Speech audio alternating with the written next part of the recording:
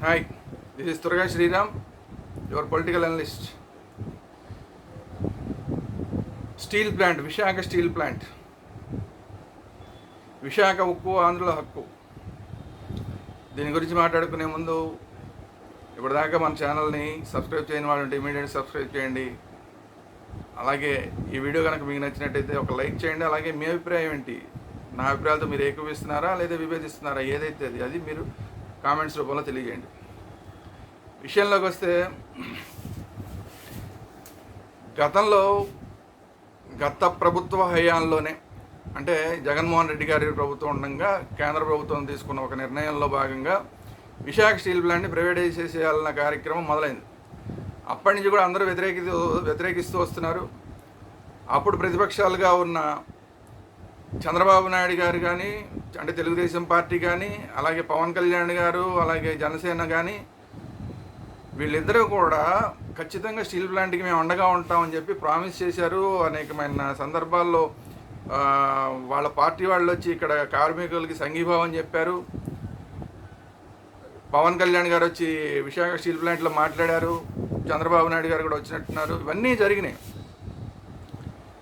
అప్పట్లో జగన్మోహన్ రెడ్డి గారి ప్రభుత్వం సరిగా చేయలేదు, దీని మీద సిన్సియర్గా చేయలేదు. ఏదో ఒక తీర్మానాన్ని మాత్రం అసెంబ్లీలో పాస్ చేసి పంపించింది కేంద్రానికి, అంత తప్ప ఏం చేయలేదు అనుకుని అందరూ ఆ పార్టీని వ్యతిరేకించారు. అదే గాజువాక నియోజకవర్గం ఎక్కడైతే స్టీల్ ప్లాంట్ ఉందో ఆ గాజువాక నియోజకవర్గంలో రాష్ట్రం మొత్తంలోనే పెద్ద మెజారిటీతో ఎమ్మెల్యేగా పల్లా శ్రీనివాసరావు గారిని, తెలుగుదేశం పార్టీకి సంబంధించిన పల్లా శ్రీనివాసరావు గారిని గెలిపించడం జరిగింది. ఎందుకంటే వీళ్ళు వస్తే కనీసం దీన్ని ఏమైనా ఆపుతారేమో అని. అయితే ఇప్పుడు ఆ పల్లా శ్రీనివాసరావు గారు వచ్చిన తర్వాత కూడా, ఆ పైగా ఆయన ఏమో తెలుగుదేశం పార్టీకి ఇప్పుడు రాష్ట్ర అధ్యక్షుడు కూడా అయ్యాడు. సో అలాంటి సందర్భంలో కూడా ఇప్పుడు విశాఖ స్టీల్ ప్లాంట్లో మళ్ళీ ప్రైవేటైజేషన్ కార్యక్రమం ఊపందుకుంటోంది అన్న వార్తలు పక్క నుంచి వస్తున్నాయి. దీని మీద మళ్ళీ సంఘాలన్నీ కూడా, కార్మిక సంఘాలన్నీ కూడా యాక్టివ్ అయ్యి పెద్ద ఎత్తున ఉద్యమాలు చేస్తున్నాయి. ఇప్పుడు 3 నెలలు దాటిపోతున్నా కూడా ఇప్పటిదాకా ఈ కూటమి ప్రభుత్వం చేసింది ఏమీ లేదు. స్టీల్ ప్లాంట్ కన్నా మాటలు ఆల్రెడీ అక్కడ వినబడుతున్నాయి. స్టీల్ ప్లాంట్లో మొన్న పల్లా శ్రీనివాసరావు గారు వెళ్ళి దీని మీద ఏమైనా ప్రైవేటైజేషన్ చేస్తే నేను రాజీనామా చేస్తానంటున్నారు. పల్లా శ్రీనివాసరావు గారు రాజీనామా చేయడం అనేది సమస్య పరిష్కారం కాదు, అది ఆగడం ఇంపార్టెంట్. సో పల్లా శ్రీనివాసరావు గారు రాష్ట్ర అధ్యక్షుడిగా ఉన్నాడు కాబట్టి ఆయన కూడా వెళ్ళి మరి చంద్రబాబు నాయుడు గారితో ఏం మాట్లాడతారు, వీళ్ళందరినీ ఢిల్లీ తీసుకెళ్ళి, ఖచ్చితంగా అందరినీ తీసుకెళ్ళి ఢిల్లీలో మాట్లాడాల్సిన పరిస్థితి ఉంది, అక్కడ ఆపాల్సిన పరిస్థితి ఉంది. అక్కడి నుంచే రావాలి ఏదైనా. ఎందుకంటే మొన్న ఈ మధ్య 2 నెలల క్రితం కూడా కేంద్ర మంత్రి, కర్ణాటకకు చెందిన జేడీఎస్ నాయకుడు, ఇప్పుడు కేంద్ర మంత్రిగా ఉన్నాడు ఆయన, కుమారస్వామి గారు, ఆయన కూడా స్టీల్ ప్లాంట్కి వచ్చి అబ్బాయి మేమే స్టీల్ ప్లాంట్ని ప్రైవేటైజ్ చేయం, దాన్ని సెయిల్లో కలుపుతా ఉన్నాడు. ఆయన చెప్పిన తర్వాత 2 నెలలు అయిన తర్వాత కూడా ఉలుకు పలుకు లేదు. ఇప్పుడు వేరే దాన్ని ప్రైవేటైజేషన్ చేసే కార్యక్రమాలు మళ్ళీ ఊపు అందుకుంటాయన్న వార్తలు వచ్చి ఆందోళన చెందుతున్నారు మళ్ళీ కార్మికులందరూ. ఇంత గందరగోళం జరుగుతుంటే ఈ జనసేనకి చెందిన ఒక నాయకుడు, ఈ విశాఖపట్నానికే చెందిన నాయకుడు, ఆయన పేరేదో ఉంది, ఆయన నిన్న వచ్చి అనవసరంగా కాంట్రవర్షియల్ కామెంట్స్ అన్నీ చేశారు. ఆయన ఇందులో ఈ కార్మిక సంఘాలలో కొంతమంది అమ్ముడిపోయారని, గతంలో పవన్ కళ్యాణ్ గారు దీనికోసం ముందుకు వెళ్దామన్నా కూడా పవన్ కళ్యాణ్ గారితో వచ్చి సహకరించలేదని, ఇప్పుడు వీళ్ళందరూ మళ్ళీ పవన్ కళ్యాణ్ గారి దగ్గరికి వెళ్దాం అనుకుంటున్నారు. వెళ్తే మంచిదే, కానీ అంతకుముందు ఎవరైతే అమ్ముడిపోయారో, పవన్ కళ్యాణ్ గారి దగ్గరికి వెళ్లకుండా ఎవరైతే ఆపారో వాళ్ళందరినీ చెంపలు పగలగొట్టాలని అట్లాంటి కాంట్రవర్సీ స్టేట్మెంట్ ఇచ్చారు ఆయన. అలాంటి కాంట్రవర్సీ స్టేట్మెంట్ ఇవ్వడంతో ఇప్పుడు అసలు కార్మిక సంఘాలన్నీ కూడా పవన్ కళ్యాణ్ గారికి వ్యతిరేకంగా మాట్లాడుతున్నాయి. ఈ పవన్ కళ్యాణ్ గారు ఏం పీకాడు, ఇప్పుడు మా దగ్గరికి వచ్చాడు, వారం రోజుల్లో మొత్తం అంతా నేను చేసేస్తానన్నాడు. ఇప్పుడు దాకా ఇప్పుడు ఉప ముఖ్యమంత్రి కూడా అయ్యాడు, ఇప్పుడు 3 నెలలు అయింది, ఏం పీకింది ఏమి లేదని చెప్పి కార్మిక సంఘాల వాళ్ళు జనసేనని పవన్ కళ్యాణ్ గారిని తిట్టిపోస్తున్నారు. బొలిశెట్టి సత్యనారాయణ గారు మాట్లాడిన కాంట్రవర్షియల్ స్టేట్మెంట్స్ వల్ల. బొలిశెట్టి సత్యనారాయణ గారు మరి అంత కాంట్రవర్షియల్ స్టేట్మెంట్స్ ఎందుకు ఇచ్చారో మరి ఆయనకి తెలియాలి. మరి ఆయనే ఇచ్చాడా, మరి ఆయన్ని అలా మాట్లాడమని పవన్ కళ్యాణ్ గారు చెప్పారా? ఎందుకంటే అంత సీనియర్ నాయకుడు ఆయన కార్మికులను రెచ్చగొడుతూ అలా ఎందుకు మరి మాట్లాడాడో మరి అర్థం కాదు.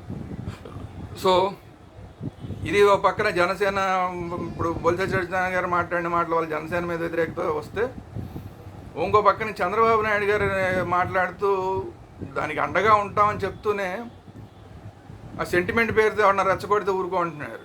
సెంటిమెంట్ పేరుతో రెచ్చగొట్టడం కాదు. అసలు ఈ విశాఖపట్నం స్టీల్ ప్లాంట్ విషయంలో చంద్రబాబు నాయుడు గారు గుర్తుపెట్టుకోవాలి, చాలా సీరియస్గా వెళ్ళిపోతుంది మ్యాటరు.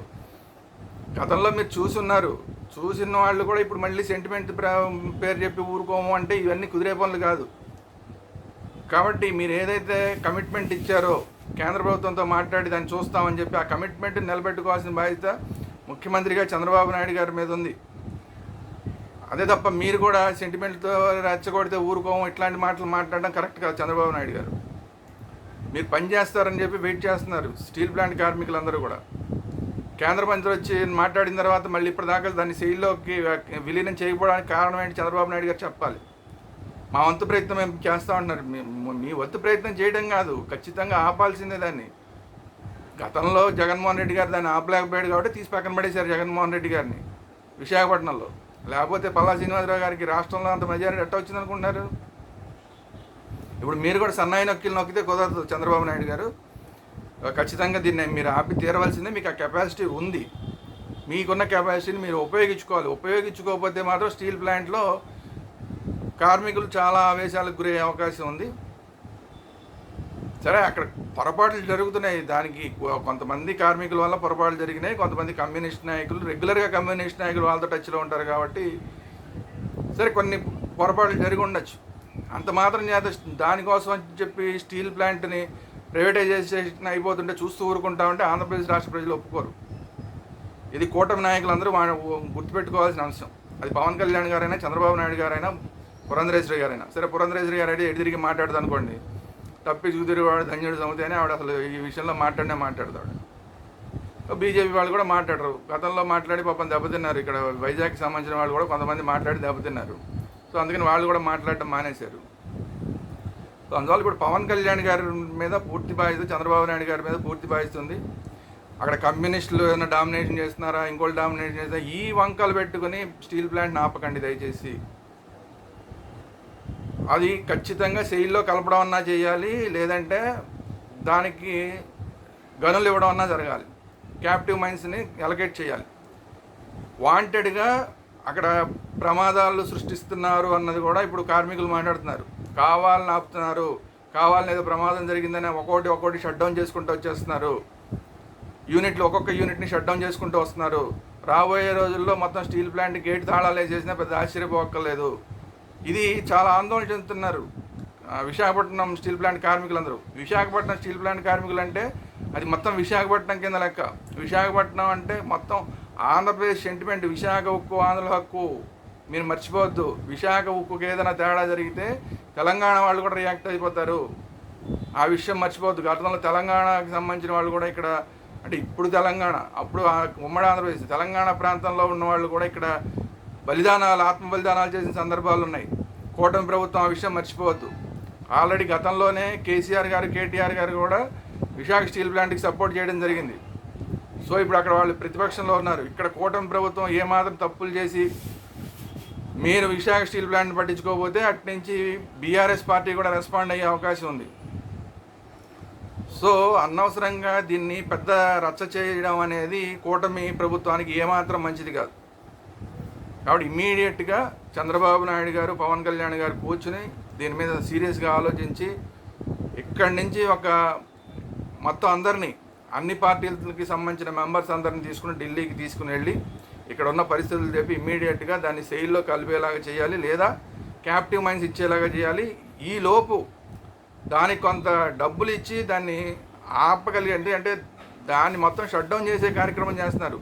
కనీసం బొగ్గు కూడా సప్లై చేయట్లేదు. కావాలని వాంటెడ్గా దాన్ని చంపేసే ప్రయత్నం చేస్తున్నారు. ఇది అందరికీ అర్థమవుతోంది. కాబట్టి ఇమీడియట్గా ఇలాంటి ప్రయత్నాలు ఆపడమే మాత్రమే కాకుండా దానికి కొంత డబ్బు పరంగా కూడా కొంత శాంక్షన్ చేసి దాన్ని ప్రస్తుతానికి నడిపించాల్సిన పరిస్థితి. అప్పుల్లో ఉన్న దాన్ని కొంచెం బయట తీసుకురావాల్సిన అవసరం ఉంది. ఇమీడియట్గా ఎంత వీలైతే అంత ఇమీడియట్గా సెయిల్లో కలపడం కానీ, క్యాప్టివ్ మైన్స్ ఇవ్వడం కానీ చేయాలి. ఈ రెండు పనులు ఖచ్చితంగా చేసి తీరవలసిందే ఈ కూటమి ప్రభుత్వం. లేదంటే కనుక ఇప్పటిదాకా కూటమి ప్రభుత్వాన్ని సపోర్ట్ చేసిన వాళ్ళు కూడా రాబోయే రోజుల్లో కూటమి ప్రభుత్వానికి వ్యతిరేకంగా గళమెత్తడానికి సిద్ధంగా ఉంటారన్న విషయాన్ని కూటమి పెద్దలందరూ కూడా దృష్టిలో పెట్టుకోవాలి. ఇది విశాఖపట్నం ప్రజల నుంచి వస్తున్న వాయిస్, ఇది ఆంధ్రప్రదేశ్ మొత్తం ప్రజల నుంచి వస్తున్న వాయిస్గా గుర్తుపెట్టుకోవాలి. విశాఖపట్నానికి స్టీల్ ప్లాంట్కి సంబంధించిన కార్మికులను రెచ్చగొట్టే ప్రయత్నాలు, రెచ్చగొట్టే మాటలు మాట్లాడకుండా సంయమనం పాటించాలి. సో ఇది పరిస్థితి. ఈ వీడియో కనుక మీకు నచ్చినట్లయితే ఇమీడియట్గా మన ఛానల్ని సబ్స్క్రైబ్ చేయండి. విశాఖపట్నం స్టీల్ ప్లాంట్ కార్మికులకు ఏం మాత్రం అన్యాయం జరగకుండా ఎప్పటికప్పుడు మనం మాట్లాడుతూ ఉంటాం, మన గళాన్ని ఎత్తుదాం.